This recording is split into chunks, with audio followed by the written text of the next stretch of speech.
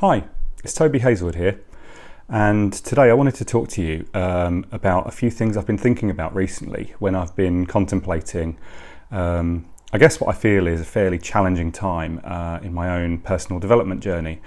And I guess it's something I think would also probably apply to most people who are working through times of adversity, whether those are things that you're having to react to, such as changes brought about in your life, maybe the enforced changes from divorce or parting of a relationship, or potential changes in your job, being forced to look for new work, dealing with financial struggles, just as much as it applies to things where you're kind of actively going out and seeking to bring about change in your own life.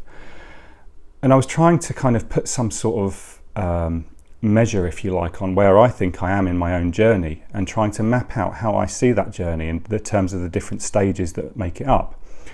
So I came up with what I think are the main phases of that journey, and I just wanted to talk to you a little bit about each of those now, so that you can see if maybe it fits in with your experiences as well. So I guess the first stage was what I characterise as ignorance.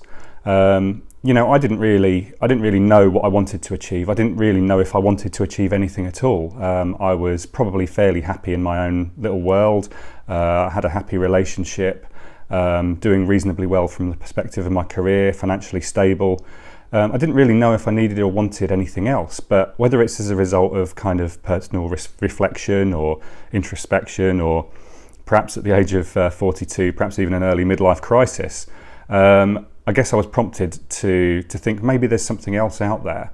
And I guess if you were going through something that was a change that was foisted upon you, such as divorce, then it may well be that you were kind of completely oblivious to there being any kind of issue in the first place. Or maybe you kind of knew that things weren't as happy as you wanted them to be, or as loving as you wanted them to be, but you kind of accepted that was your lot. But either way, you were kind of operating out of a place of ignorance. And that's certainly where I found I was at the start of my own journey of kind of reflection and growth, I guess. And the next stage I've kind of characterised within that journey was once I knew I was onto something, and I knew there was something that I wanted to pursue. It suddenly developed into the kind of state of awareness, something that I've labelled the phase of awareness. So, I immersed myself in all the kind of information that was out there, started listening to the different speakers that are out there sharing their thoughts, reading books, listening to audio, listening to podcasts. And I was kind of all of a sudden aware of this wealth of opportunity, this wealth of different ways in which I could potentially develop myself and grow and bring greater meaning to my life and greater kind of substance to my success. And I guess it was at that time I started thinking that there was actually something more to it than just, kind of financial or time freedom, but actually success and significance. So the kind of feeling that you're doing something with a bit of meaning behind it. And I guess from the perspective of if I were applying the same logic and the same thinking to people working through times of challenge, then that state of awareness is where you really kind of understand the nature of the challenge that you're facing. So, if your partner's asked for a divorce, or if you've decided you've had enough and you're looking to move out of a relationship, then you have that awareness of what needs to change in your life, and you kind of start exploring all the various ways in which you can make that happen for yourself.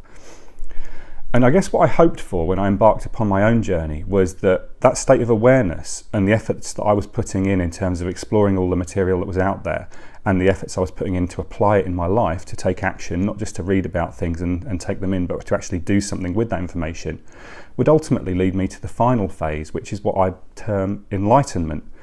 And enlightenment sounds a bit strong and potentially a little bit too kind of Zen or kind of holistic for what might well be just a case of trying to get through a period of challenge, or trying to bring about a bit more success, a bit more freedom, a bit more money in your life.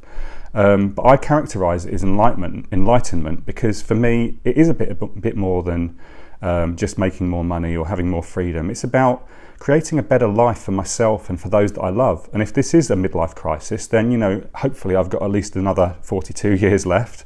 And it'd be nice to live that with a sense of fulfillment and a success of the feeling of significance about my life. So enlightenment was what I was really hoping for, and where I hoped I would eventually get to.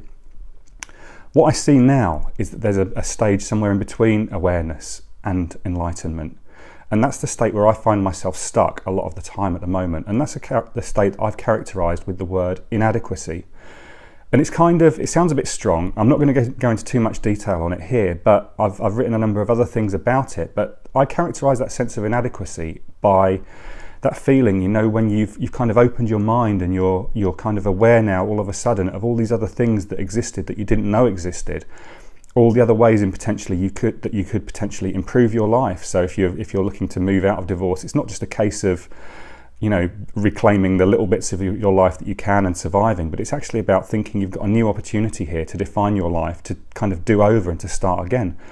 And that sense of inadequacy I find a little bit crippling at times, when all of a sudden you realize there's this wealth of possibility. You're putting in all the work you're putting in, you're kind of immersing yourself in the learning, you're trying to apply it, you're trying to take action. But it feels incredibly challenging because you're constantly wondering when the progress will come. You're constantly feeling that sense of overwhelm because there's so many things you should be or could be doing to bring about the improvements in your life, and yet you don't just feel like there aren't enough hours in the day. You're kind of bouncing from a high where you feel like all of a sudden you're doing great things and you're achieving great things and making progress to then kind of reverting, as I seem to, down to the low again where you're struggling. You can't see the wood for the trees. You're kind of overwhelmed by all the different things you should be doing and wondering when it'll all feel better. And I think there's something in there about learning to deal with a foot in each of the spaces of chaos and order. And I've been reading a book by Jordan Peterson, which I'd highly recommend to you, and I'll kind of put a link beneath this video. But it's about really understanding the place of chaos and order in our lives and how we move from one to the other. You don't ever escape chaos completely though, and really it's about developing comfort by straddling both chaos and order, so that you can get used to that feeling of potential inadequacy, if you want to call it that, but ultimately recognize that to reach the state of enlightenment, you have to become comfortable with the chaos as much as you are striving for the order. So I don't think it's a simple linear journey. I don't think it's a case of going from ignorance to awareness to inadequacy and then to enlightenment and staying in enlightenment. I think if you're truly on the journey and on the path of either recovering from a tricky challenge in your life, such as divorce or unemployment or financial struggles or fitness struggles, or whether you're actually seeking to improve your life and change things for the better, either way, it's not just a straightforward journey from A to B. But it's a kind of iterative process, and it's the case that you never really escape one phase to the next, because if you're truly learning and truly growing, then you're constantly going to be moving through all the different phases time and time again before you actually increase your enlightenment and feel a greater sense of comfort and stability. So I hope that helps you. I think it's helped me in kind of reaching those conclusions, but it's definitely a work in progress. As I say, it's not a case of getting to enlightenment and feeling that sense of comfort. I just hope that I can kind of weather the challenge and weather the struggle a little bit. And if you're facing similar challenges and struggles, I hope you manage to as well. And I'd love to hear how you manage to achieve it. So I hope that helps, and I look forward to seeing you next time. And in the meantime, this is Toby saying I hope you're thriving and not just surviving. Thank you.